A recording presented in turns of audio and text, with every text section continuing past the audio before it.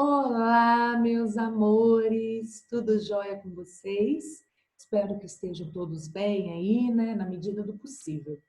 Eu sei que estamos sentindo muita falta aí de assistir às aulas presenciais, né, de estar em contato pessoal aí com todos.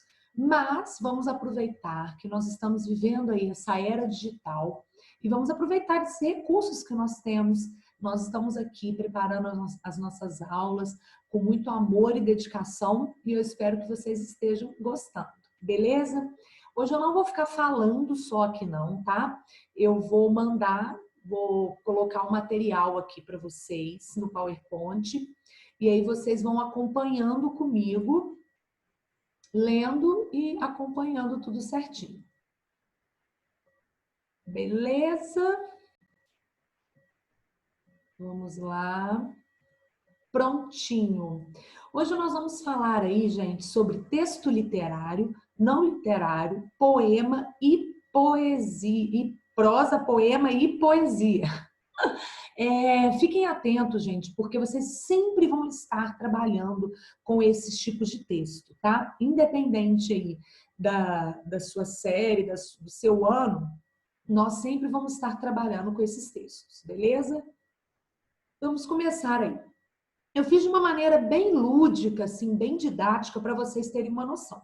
Aqui nós vamos ter esse mundo real, aqui nós temos o escritor. Vamos lembrar, gente, que para o escritor escrever sobre esse mundo, vai depender muito da sua criação, da sua origem aí, do período em que nasceu, da sua formação, da sua cultura, da sua visão mesmo de mundo, cada uma tem a sua, né?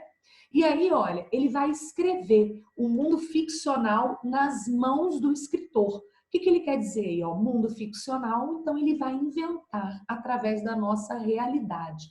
Ele inventa uma outra realidade e através da sua concepção, da sua visão de mundo, ele vai escrever a respeito. Aí nós vemos aí, ó, a interpretação do mundo ficcional nas mãos do leitor. Por quê, gente? Não é porque um escritor do século XIX vai ter uma intenção de fazer uma crítica à sociedade que esse leitor do século XXI vai conseguir entender essa crítica.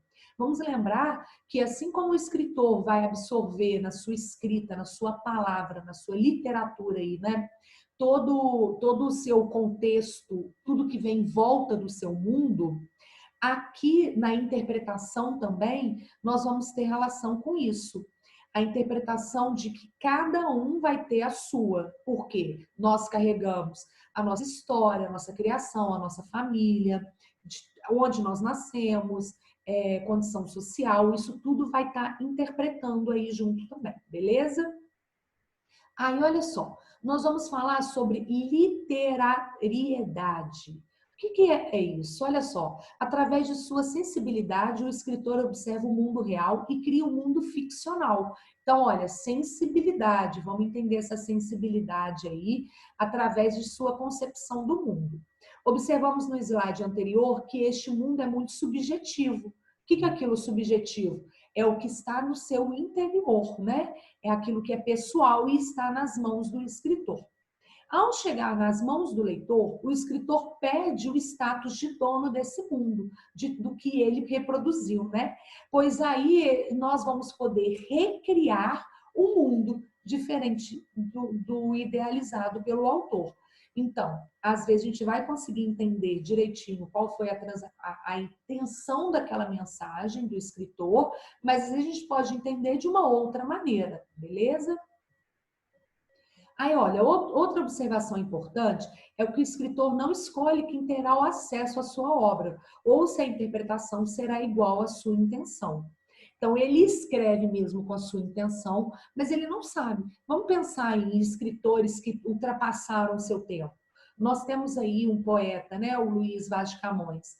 Ele escreveu poesias no século aí 16, em 1500, e até hoje é um dos escritores, aí, um dos poetas mais estudados. Então, a sua intenção naquela época era uma, mas será que a gente consegue entender essa intenção no século XXI, totalmente diferente aí do século XVI? Olha lá. E aí nós vamos ter essa concepção de mundo real e mundo ficcional. Como que é o mundo real? Olha só. Um casal namorando à beira do mar, à luz da lua cheia. Eu praticamente que descrevi essa imagem.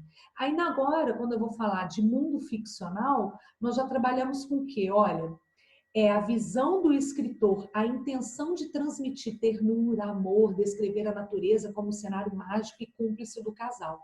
Então, além dele só descrever o que está acontecendo, ele vai colocar subjetividade nessa descrição dele, beleza? Olha só, o texto se fosse não literário, né? Porque aí nós já vamos começar a trabalhar o que é literário e o que não é literário. Então, se eu falo de texto não literário, quer dizer que esse texto está relacionado ao mundo real. Então, é um texto que vai tratar de coisas reais, notícias, reportagens, né? Documentários, está falando de coisa real. No mundo ficcional, nós já vamos trabalhar de quê? Com o texto literário. Olha a diferença de textos aí. Olha lá. No texto não literário, olha como é que fica. Uma noite de lua cheia e um casal abraçado à beira do mar. Beleza. Descrevi o que está acontecendo. Agora, olha num texto literário, que já vai ter aquele valor conotativo, né? Já vai ter outras intenções, valores mais subjetivos. Os raios do sol por entre as nuvens se abraçando, refletindo um misto de cores lindas e embriagante da natureza que estava namorando.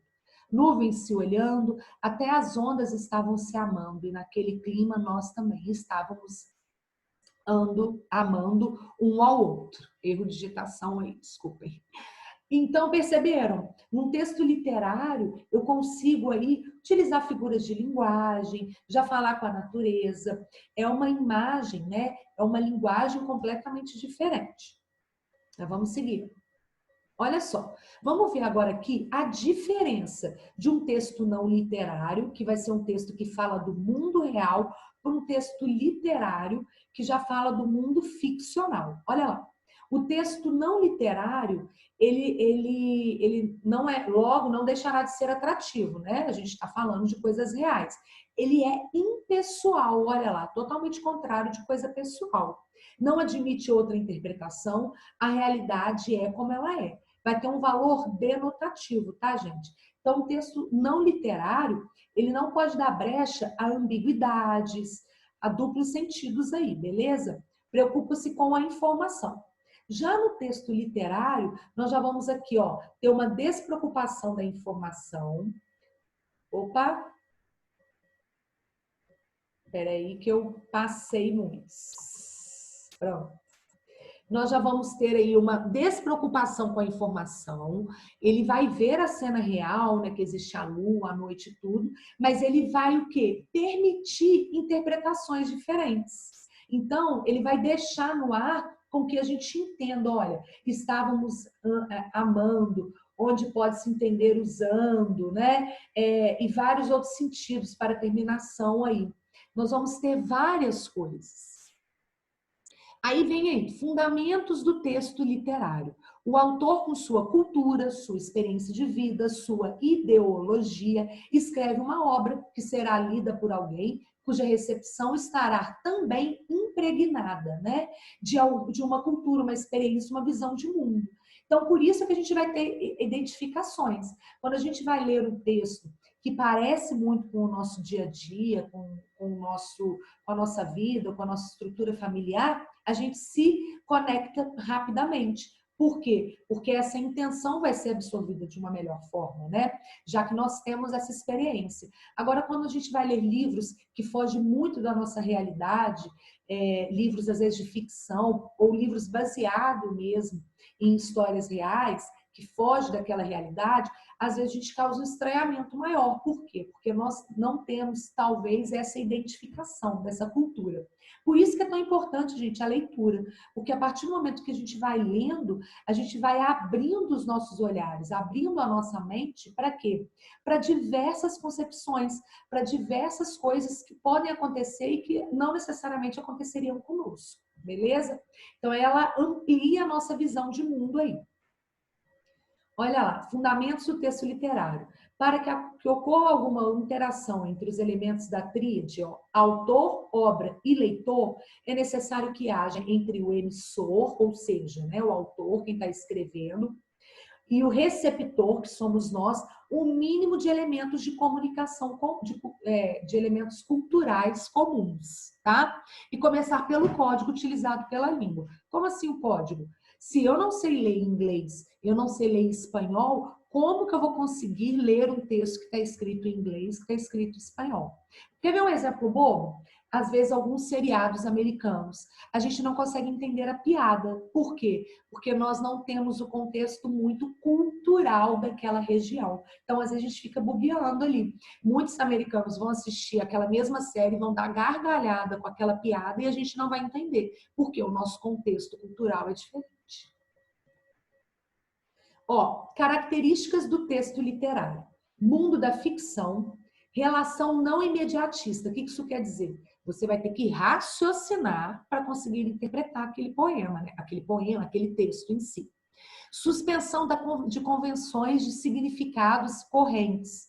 Despreocupação com a sistematização, ou seja, eu não tenho que ter aquela estrutura toda esquematizada, se eu vou ter alguns valores conotativos aí, né? Despreocupação com o saber. Então, o texto não literário, ele vai ter aquela preocupação em falar, dar a informação. No texto literário, nós já vamos ter a concepção diferente. Vai ser a concepção de que cada um vai interpretar daquela maneira, da sua maneira, tá? Predomínio da linguagem conotativa. Prestem atenção que nós vamos trabalhar muito com esse respeito de denotativo e conotativo, que já vão ser aulas aí mais para frente, tá? Quando nós vamos trabalhar as figuras de linguagem. Aí, olha, conotação, recepção e autoria. Nós temos essa divisão. Nos textos literários, nem sempre a linguagem apresenta um único sentido.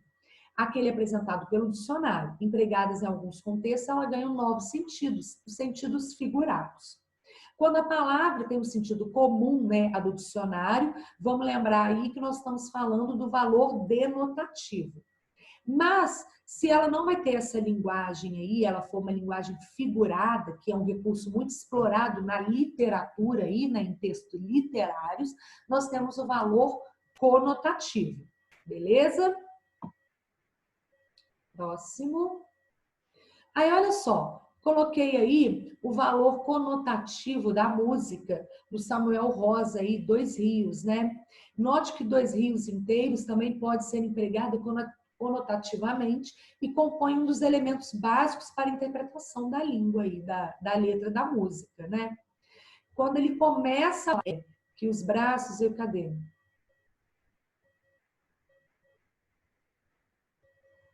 Refrão, o céu está no chão, dois lados deram as mãos, como eu fiz também, só para aparecer a voz, que os braços sentem, os olhos veem, que os lábios sejam.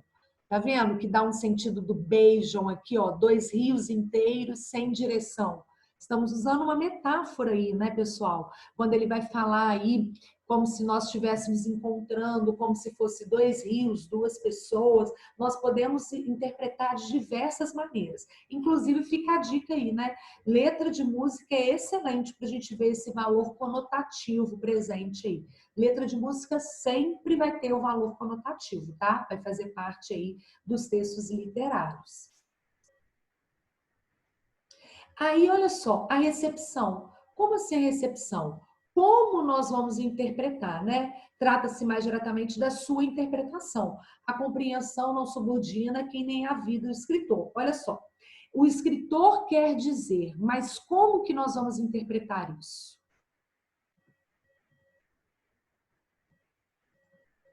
Ó, a obra literária, portanto, ela supera a intenção do autor, porque vai ter a autoria, mas a partir do momento que cada um interpretar a sua maneira, ele vai ficar separado disso, né? Então não vai ter só a intenção do autor. O texto sobrevive sem ela. Mesmo admitindo-se a intenção do outro eu, a significação de um texto nunca se esgota nesse propósito.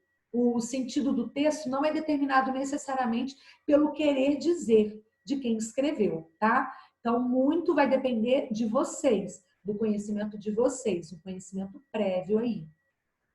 E aí nós vamos ter um elemento muito importante, que é o da metalinguagem. O que é metalinguagem, pessoal? A metalinguagem, ela vai trabalhar, vamos supor, no sentido denotativo, ela trabalha o valor exatamente, vamos supor, um verbete de dicionário, menino, criança do sexo masculino. Então, ele vai descrever o significado daquela palavra. No sentido metalinguístico, é um texto que fala do texto. Como assim? Vamos supor, o poema que fala do poema. Ai, como é difícil escrever esse poema. A crônica que fala da crônica. Eu estou com dificuldade para escrever essa crônica, estou querendo inspiração. Eu vou dar alguns exemplos aqui na frente, tá? E aí, já fica a dica de um autor que utiliza muito essa metalinguagem, que é o Machado de Assis, tá? Em todos os contos, romances dele aí, ele escreve com a metalinguagem, em sua grande maioria. Então, ó, a literatura, a metalinguagem é praticada por um crítico que investiga as relações e estrutura presentes na própria literatura, ou por um autor que explica seu próprio fazer literário ou de outro. Então, olha, tipos de metalinguagem. Nós temos a linguística, que é o valor denotativo aqui, tá, pessoal? Espero que vocês estejam aí fazendo um resumo, tá? Anotando, não é só assistir, porque depois a gente não lembra. E aí, o que eu vou falando, vocês vão complementando aí nas anotações, beleza? E a literária aí, ó, metalinguagem literária, que já vai ser subdividida aí, ó. Pode ter artigos, ensaios que falam sobre a literatura e as obras literárias, ou pode ser o ficcional também, que é aquilo que eu falei, o poema que vai falar sobre o poema, a crônica que fala da crônica, e por aí vai. Olha lá, um exemplo de metalinguagem. Se alguém um dia me perguntar como escrevo, solidão. Se alguém perguntar por que escrevo, solidão. Se alguém quiser saber o que desejava mudar com tudo isso, solidão. E quer saber também o motivo tanto pessimismo, solidão. E se quer saber o motivo de tanta determinação, solidão. Tudo isso é porque eu não quero existir só eu mesma. Reparem que, na hora que ela começa a falar, né, como o escritor começa a falar, se alguém um dia perguntar como escrevo, ele já está utilizando a metalinguagem. Por quê? Ele está falando, escrevendo como que é que ele escreve. Só que aí vocês veem que é de uma maneira totalmente aí conotativa, né? Já que vai ser um poema. Ó, em Dom Casmurro, um exemplo aí que eu tinha falado do Machado de Assis, ele vai escrever, ó, enquanto ele narra, ele discute o ato e o modo como ele narra. Ele põe em prática a metalinguagem em sua própria narrativa. Isso, gente, é até uma maneira dele conseguir convencer. Porque vamos lembrar aí, para quem nunca leu esse romance, é um romance do Machado de Assis, aquela história, né? Capitu traiu ou não traiu Bentinho? O narrador é um narrador personagem aí. O foco narrativo, quem conta a história é o Bentinho. Então, é um narrador em primeira pessoa. E o tempo inteiro ele fica tentando convencer o leitor, já que ele usa também a digressão, que é a conversa aí com o leitor, né? Ele conversa conosco enquanto a gente está lendo. E ele volta ao passado e ele fica o tempo inteiro mostrando isso, tentando nos convencer de que a Capitu realmente traiu ele com o seu melhor amigo. Então, a metalinguagem é uma maneira muito boa para se trabalhar esse texto aí, um texto que é ficcional e que quando você vai ler parece até que ele aconteceu de verdade. Você fica na dúvida se aquilo é ficção ou se aquilo é realidade. Ó, a explicação do Machado de Assis. Também não achei melhor título para a minha narração. Se não tiver outro daqui até o fim do livro, vai este mesmo. O meu poeta do trem ficará sabendo que não lhe guardo rancor. E com um pequeno esforço, sendo o título seu, poderá cuidar de sua obra, que é sua. Que a sua obra é sua. Há livros que apenas terão isso dos meus autores. Alguns nem tanto. E mais adiante, agora que expliquei o título, passo a escrever o livro. Antes disso, porém, digamos os motivos que me põem a pena na mão. A pena, gente, é a pena na época, né? A gente não tinha caneta, não. Então, era peninha mesmo. Então, olha só, ele está discutindo aí com o leitor sobre a sua maneira de escrever, utilizando essa metalinguagem, tá? Mais para frente, a gente ainda vai falar muito a respeito disso, vamos falar em funções de linguagem, trabalhar bastante disso, tá? Mas, por enquanto, fica assim. E aí, olha, durante toda a narrativa do Dom Casmurro, a metalinguagem tem um papel fundamental, dando um tom muitas vezes jocoso, né? Ele dá uma zoada aí, ele faz uma brincadeira, ou criando a cumplicidade com o leitor, que é uma intenção aí do Machado de Assis, né? Como eu falei anteriormente, é uma maneira dele conseguir aproximar o leitor do personagem aí, do narrador personagem, e conseguir até convencer a gente aí com a leitura. Beleza, gente? Bom, eu espero que vocês estejam aí acompanhando, tá? Espero que estejam todos bem aí comigo, acompanhando direitinho. E vamos dar continuidade, falando agora um pouquinho sobre prosa. O que seria a prosa? Prosa, olha lá, definição. Gênero textual, narrativo de discurso livre e direto. Como assim, gente? Nós vamos trabalhar, vamos pegar lá uma folha de caderno. A prosa, ela vai começar o parágrafo lá na ponta, né? Vai dar um espacinho, mas começa, e ela vai até o final da linha do caderno. Então, o texto em prosa é um texto que vai trabalhar mais o quê? Narrativa, olha lá, prosa literária. Não só isso, tá, gente? Nós vamos ter outros exemplos, mais na frente nós vamos trabalhar a respeito disso. Mas aí, olha, quando a gente fala de narrativa, tem a prosa literária, que quer dizer, né? Nós vamos ter conto, crônicas, fábula, romance, tudo isso aí relacionado à prosa. Toma cuidado, gente, que essa prosa, ela só aparece mesmo aí lá no início do romantismo, tá? Quando a gente vai estudar o romantismo, nós vamos ver que é aí que começam as narrativas. Até então, nós tínhamos muitos textos, mas eram chamadas de prosas poéticas, tá? Que nós vamos ver também um pouquinho mais para frente. Então, ó, ele vai ter esse sentido narrativo, mas nós vamos ter também textos não literários, ou seja, no sentido de demonstrar, né? Vão aparecer aí alguns textos que não vão ter valor literário, que vai ter o valor denotativo, ou seja, o valor real, e também vai ser uma prosa. Então, eu posso ter uma crônica aí jornalística, né? Uma crônica que esteja falando de alguma atualidade, de alguma coisa política, econômica, então já vai ser um texto aí de demonstração. E aí eu coloquei alguns exemplos, o Dom Casmurro, o Romance do Machado de Assis, Vidas Secas do Guimarães Rosa e A Hora da Estrela, da Clarice Lispector. A Hora da Estrela, gente, é até muito interessante a leitura aí, fica a dica para a leitura de vocês.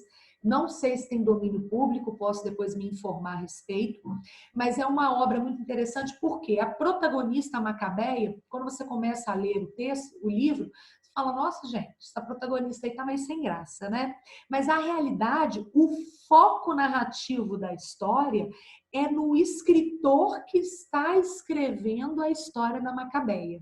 E ele o tempo inteiro conversa com o leitor a respeito disso. O tempo inteiro ele quer saber ali se ele está fazendo um bom trabalho, se ele não está fazendo, ele critica o seu próprio trabalho, e aí ele fica ali, é uma dualidade o tempo inteiro, né? Se ele está fazendo um bom trabalho e ele está escrevendo a história da Macabeia, mas paralela à história da Macabeia, nós temos a história desse autor aí. É bem legal, tá? Tem filme também, mas eu indico a leitura do livro, porque o livro não substitui o filme, tá? Olha só, nós chegamos aqui no poema e poesia. Qual é a diferença de poema e poesia, pessoal? Poema, primeiro vamos falar da poesia. A poesia, eu não posso falar que toda poesia é um poema. Não. Por quê? A poesia é a manifestação artística, tá? Assim como nós temos várias manifestações artísticas aí, eu falei com vocês, a literatura, né? A fotografia hoje em dia, o cinema, o teatro, enfim. Nós temos a poesia como essas manifestações artísticas. Então, eu não posso falar, o poema, ele é um gênero textual. A poesia, ela já vai retratar as artes. Então, pode ser poesia, uma escultura, pode ser poesia, uma pintura, um filme, uma dança. Então, aí vai depender muito do gosto também. Lembra que eu falei com vocês, né? O nosso gosto, que está subjetivo aqui dentro de nós, vai trazer toda uma diferença. Então, se eu gosto de música clássica, a música clássica vai ser uma poesia para mim. Ai, Thalita, mas eu odeio música clássica. Então, essa música clássica não vai ser considerada uma poesia para você. É igual às manifestações da arte, né? Cada um manifesta de uma maneira. Como você vai interpretar e como você vai manifestar é a sua arte, é a sua interpretação. A poesia, ela é assim. Então, eu não posso também menosprezar o que vai ser poesia, o que vai ser arte para o outro. Se a arte, a poesia para ele, vai ser uma dança. Vamos pensar uma música, um funk, um sertanejo. Ah, mas funk sertanejo é horrível, eu não gosto. Você não gosta, mas há pessoas que consideram isso uma poesia, beleza? Então, nós vamos abranger aí, né? A poesia, ela vai estar relacionada às artes, beleza? Então, vamos lá. Vamos chegar no poema. Olha, é um gênero literário que utiliza a linguagem com fins estéticos. Como assim, gente? Antigamente, né, na era clássica aí, nós trabalhamos o poema como se fosse só naquela estrutura. Tem que ter versos e estrofes. Você lembra o que é o verso?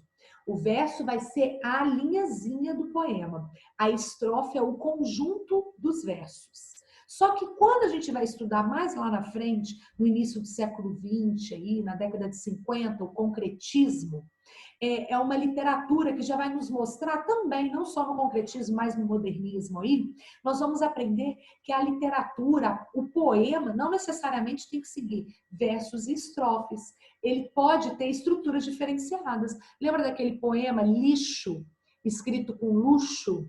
Ele é uma imagem que vai utilizar só duas palavras, não vai ter versos nem estrofes, tá?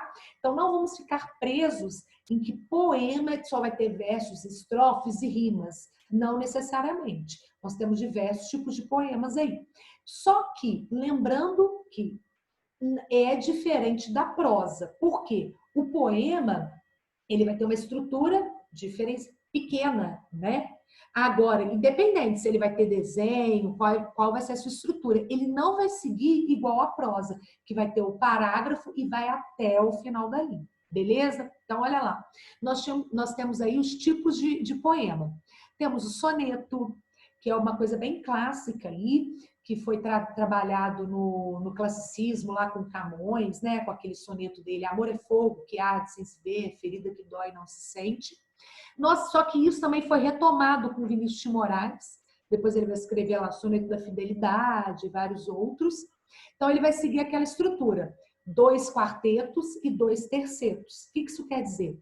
2 estrofes com 3 versos, com 4 versos, desculpa, 2 quartetos, e 2 estrofes com 3 versos. Tá bom? Então é essa estrutura básica. Ainda vai ter aquela rima, A, B, B, A. O primeiro verso rima com o último, o do meio rima com o de baixo, por aí vai. Nós temos as odes. A ode, sabe o que quer dizer ódio? Não tem nada de ódio, não, tá? É a salvação, é a saudação, é a exaltação. Então, ode é como se fosse um salve aí. Temos os poemas épicos, que aí vai aparecer os Lusíadas do Camões, desculpa. Nós vamos ter, vai ter aquela estrutura que vai seguir bem o soneto, tá? Mas com elementos aí mitológicos. Nós vamos ter um grande herói com a ajuda da mitologia grega e tudo. Nós temos os narrativos, que aí a gente vai falar um pouquinho sobre prosa poética, que vai ser aquele texto que vai ter o parágrafo, mas que vai ter tantas figuras de linguagem, uma linguagem tão poética, que ela acaba virando uma poesia também, tá? Poema dramático, que vai estar relacionado aí às peças teatrais, tá? Drama, gente, não tem a ver com o que nós conhecemos hoje, que é aquele, vou ver um filme drama para chorar, para sofrer. Não. O drama quer dizer ação. Então, o drama, quando eu falo ação, eu estou falando de peças teatrais, que também segue uma estrutura diferenciada. Vai ter as rubricas, lembram? Que é aquilo que vai estar entre parênteses ali, que vai mostrar como que a personagem vai ter a sua ação, como ela vai reagir, tá? Os poemas líricos, que vai estar relacionado aí à lira, é a tradição mesmo, é a base dos nossos poemas, tá? E aí, interessante eu falar com vocês, que eu acabei esquecendo, que no poema nós não temos o quê? Um narrador, nós temos o eu lírico. E eu sei que está até antigo esse termo, né? Porque, olha, ele vem lá da Idade Média, quando as pessoas faziam os poemas, eles faziam as cantigas, e nas festas eles iam recitar esses poemas ao som da lira. A lira é o quê? É como se fosse aquela harpa dos anjos. Então, por isso é que virou o eu lírico, tá? Então, os primeiros poemas conhecidos aí vão ser os poemas líricos mesmo, que a maioria das vezes vão falar sobre o quê? Sobre o amor. A prosa poética, como eu comentei com vocês, a nossa autora e escritora Clarice Lispector adora utilizar essa prosa poética, tá? E deixei alguns exemplos aqui, ó. A Rosa do Povo, o livro sobre a Rosa do Povo do Drummond, o livro sobre Nada do Manuel Barros, A Rua dos Cataventos de Mário Quintana. Fica aí para vocês, tá? As dicas de leitura, espero que vocês estejam conseguindo ler muito em casa nesse momento. Beleza? Bom, gente, é isso. Eu espero que eu tenha ajudado vocês aí. Espero que vocês tenham feito as anotações necessárias. Vamos lembrar, toda vez que a gente for assistir as aulas, seja um caderninho do lado, nosso caderno mesmo aí, né, do colégio. Vai fazendo as suas anotações. Ai, tive dúvida nesse período aí. Anota, me manda que eu respondo para vocês. Tá joia? No mais, muita saudade de todos. Um beijo, um abraço forte aí para todos e até a próxima. Fiquem com Deus e beijos.